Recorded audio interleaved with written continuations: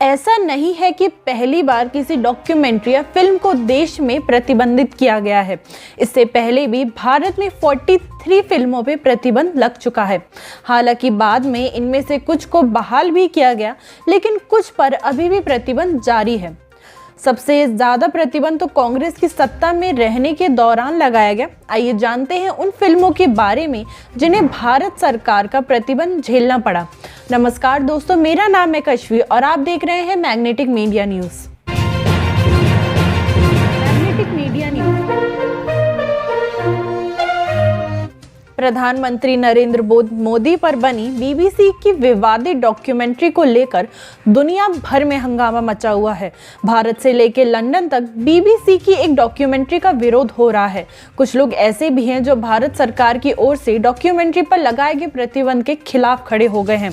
खासतौर पर विपक्षी दलों ने आपके बारे में बीबीसी कुछ दिखाया तो बड़ी तकलीफ लगी, मिर्ची लगी, बैन। और गांधी को मारने वाले का पिक्चर भारत में रिलीज होगा या बैन होगा, हम पूछना चाह रहे बीजेपी। वाम दलों के छात्र संगठनों ने जेएनयू और जामिया के इस प्रतिबंधित डॉक्यूमेंट्री की स्क्रीनिंग को लेकर बवाल किया। विपक्षी दलों का कहना है कि इस डॉक्यूमेंट्री पर प्रतिबंध लगाकर सरकार अभिव्यक्ति की आजादी का उल्लंघन कर रही है। वहीं केंद्र सरकार ने इसे देश के खिलाफ एक प्रोपेगेंडा बताया। बीजेपी नेताओं का कहना है कि इस साल प्रधानमंत्री नरेंद्र मोदी को G20 सम्मेलन की अध्यक्षता मिली है। यही कारण है कि जानबूझकर इस तरह की भ्रामक और झूठी डॉक्यूमेंट्री को जारी किया जा रहा है।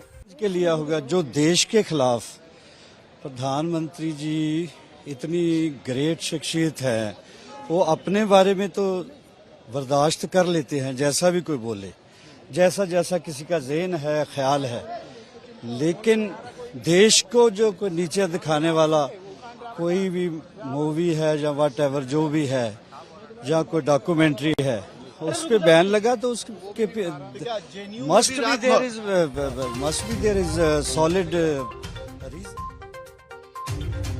विवाद के 5 बड़े कारण। नंबर 1, केंद्र सरकार का दावा है कि पीएम मोदी की छवि को गलत तरह से पेश किया गया है। नंबर 2, भारत ब्रिटेन के रिश्तों को खराब करने की कोशिश करने का आरोप। दोनों देशों के बीच ट्रेड डील होनी है। आरोप है कि ब्रिटेन और भारत में बैठे कुछ लोगों ने मिलकर इस डील को तोड़वाने के लिए इस तरह की डॉक्यूमेंट्री की साजिश की। इस साल भारत को G20 की अध्यक्षता मिली है। प्रधानमंत्री नरेंद्र मोदी ही इसकी अगुवाई कर रहे हैं। आरोप है कि G20 सम्मेलन को देखते हुए ही इस तरह भ्रामक डॉक्यूमेंट्री को रिलीज किया गया। इसके जरिए पीएम मोदी पर दाग लगाने की कोशिश हो रही है। पहली बार ऋषि सुनक के रूप में ब्रिटेन में कोई भारतीय मूल के हिंदू प्रधानमंत्री बने हैं। ऋषि सुनक और प्रधानमंत्री नरेंद्र मोदी की अच्छी दोस्ती है। आरोप ये है कि इस डॉक्यूमेंट्री के जरिए ब्रिटेन और पीएम ऋषि सुनक की छवि को भी खराब करने की कोशिश हो रही है। पूरी डॉक्यूमेंट्री में हिंदू धर्म के लोगों को गलत तरह से पेश किया गया। ऐसे में आरोप ये भी है कि बीबीसी ने अपनी इस डॉक्यूमेंट्री के जरिए हिंदू धर्म के लोगों को बदनाम करने की साजिश रची है। अब उन फिल्मों की बात कर लेते हैं जिन्हें बीबीसी की डॉक्यूमेंट्री से पहले भारत में प्रतिबंधित किया गया था। भारत में तमाम कारणों से फिल्मों पर प्रतिबंध लगाने का इतिहास है। रिकॉर्ड के अनुसार 1955 में पहली बार भारत में समर टाइम नाम की एक फिल्म को प्रतिबंधित किया गया था। इस फिल्म में इटली की एक विवाहित पुरुष के साथ प्यार में पड़ने वाली एक अमेरिकी महिला के चरित्र को दिखाया गया था। यही कारण है इसे भारत में प्रतिबंधित कर दिया गया। इसके अलावा 1959 में नील अक्षर नीचे, 1963 में गोकुल शंकर फिल्म पर भी भारत सरकार ने रोक लगा दी थी। 1963 में बनी गोकुल शंकर पे आरोप है कि इसमें महात्मा गांधी के हत्यारे नाथूराम गोडसे की मनोवैज्ञानिक प्रेरणाओं को चित्रित किया गया है। नरेंद्र मोदी महात्मा गांधी से बड़े नहीं है, कोई बड़ा नहीं हो सकता, गांधी अंबेडकर से कोई बड़ा नहीं हो सकता। कि आपके बारे में बीबीसी कुछ दिखाया तो बड़ी तकलीफ लगी, मिर्ची लगी, बैन। और गांधी को मारने वाले का पिक्चर भारत में रिलीज होगा या बैन होगा, हम पूछना चाह रहे बीजेपी। 1973 में गरम हवा नाम की एक फिल्म पर भी 9 महीने का प्रतिबंध लगा था। इस फिल्म में भारत पाकिस्तान के बंटवारे के दौरान एक मुस्लिम परिवार के बारे में बताया गया था। सबसे ज्यादा चर्चा 1975 में बनी फिल्म आंधी को लेकर हुई। इस पर भी तत्कालीन इंदिरा गांधी सरकार ने प्रतिबंध लगा दिया था। बाद में जब जनता पार्टी की सरकार आई तो इस पर लगी रोक हटा दी गई।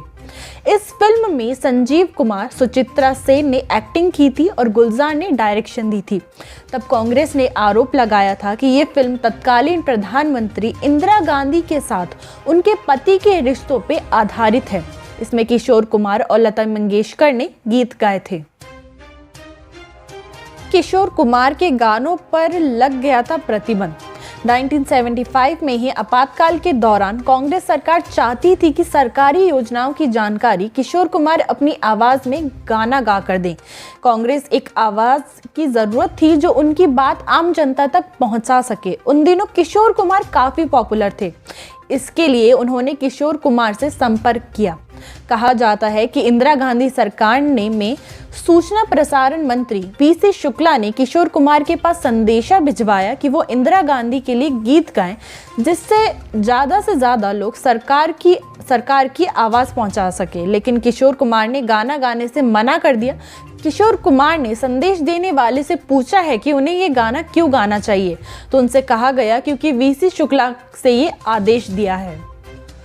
आदेश देने की बात सुनकर किशोर कुमार भड़क गए और उन्होंने उसे डांटते हुए मना कर दिया। ये बात कांग्रेस को इस कदर नागवार गुजरी कि उन्होंने किशोर कुमार के गाने ऑल इंडिया रेडियो और दूरदर्शन पर बैन कर दिए। ये बैन 3 मई 1976 से लेकर आपातकाल खत्म होने तक जारी रहा था। गांधी परिवार से जुड़ी इन फिल्मों पर रहा था विवाद। 1977 में अमृत नहाता ने एक फिल्म बनाई। इसका नाम किस्सा कुर्सी का रखा गया। इस फिल्म में इंदिरा गांधी द्वारा लगाए गए आपातकाल को दर्शाया गया था। आरोप है कि तब संजय गांधी के समर्थकों ने इस फिल्म का मास्टर प्रिंट और सभी प्रतियां सेंसर बोर्ड के कार्यालय से उठा ली और जला दी। बाद में दूसरे कलाकारों के साथ इस फिल्म को बनाया गया था। इसके अलावा 1993 में बनी तमिल फिल्म कुत्रपति रेखा में भी केंद्र सरकार ने रोक लगा दी थी। इस फिल्म की कहानी पूर्व प्रधानमंत्री की हत्या से जुड़ी थी। यही कारण है कि 2007 तक इस फिल्म पे प्रतिबंध लगा रहा। इसी तरह 2014 में पूर्व प्रधानमंत्री इंदिरा गांधी के हत्यारों पे बनी फिल्म कॉम द हीरो पर भी बैन लगा दिया गया था। ये है भारत में प्रतिबंध झेलने वाली फिल्में। आंकड़े बताते हैं कि भारत में कुल 43 फिल्मों को अब तक प्रतिबंध झेलना पड़ा है। हालांकि इनमें से कई ऐसी फिल्में थी जिन्हें बाद में हरी झंडी भी दे दी गई। जिन फिल्मों पे प्रतिबंध लगाया गया था उनमें 1955 में समर टाइम, 1959 में नील अक्षर नीचे, 1963 में गोकुल शंकर, 1975 में आंधी, 1977 में किस्सा कुर्सी का, 1979 में खाक और खून, 1984 में Indiana Jones and the temple of doom, 1993 में कुथुपति रेखा, 1996 में काम सूत्र अ टेल ऑफ लव, 2001 में 5, 2003 में हवाएं, 2004 में द पिंक मिरर, 2005 में ब्लैक फ्राइडे, अमू वाटर, 2009 में हेड अनहद, 2013 में पॉपुलो बुध, 2014 में गुर्जर आंदोलन अ फाइट फॉर राइट, 2015 में 50 शेड्स ऑफ ग्रे, मैं हूँ रजनीकांत, अनफ्रीडम इंडिया डॉटर, पत्ता पत्ता सिंगा दोवारी। कुछ फिल्मों को नंगता और कंटेंट की वजह से रोक झेलनी पड़ी थी।